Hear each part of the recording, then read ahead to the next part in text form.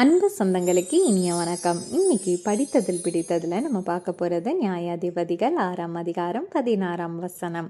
அதற்கு கர்த்தர், நான் உன்னுடனே கூட இருப்பேன். ஒரே மனுஷனை முறியடிப்பது போல நீ மீதியானியரை முறியடிப்பாய் என்றார். இஸ்ரவேலரை எதிர்த்து மீதியானியர் செய்து வந்த கொடுமைகளை தடுக்கும்படியாக ஆண்டவர் கிடியோனை தேர்ந்தெடுத்தார்.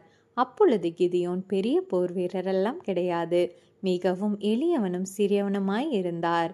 இது என்னால் எப்படி கூடும் ஆண்டவரே அப்படின்னு ஆண்டவரிடத்தில் கிதியோன் கேட்டபொழுது, உன்னை அனுப்புகிறவர் நான், உன்னுடைய பலத்தினால் அல்ல, என்னுடைய பலத்தினால் நீ போரிட போகிறாய்.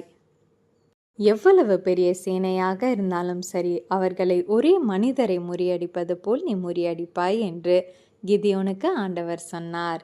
நம்ம வாழ்க்கையில் கூட இப்படி பெரிய கஷ்டங்கள் வரும் பொழுது நம்ம பயப்படுறோம்ல. நம்முடைய பலத்தை கொண்டு அவைகளை மேற்கொள்ள முடியாதுதான். ஆனால் நம்மளோடு இருப்பவர், நம்மளை அனுப்புகிறவர் மிகவும் பலசாலி.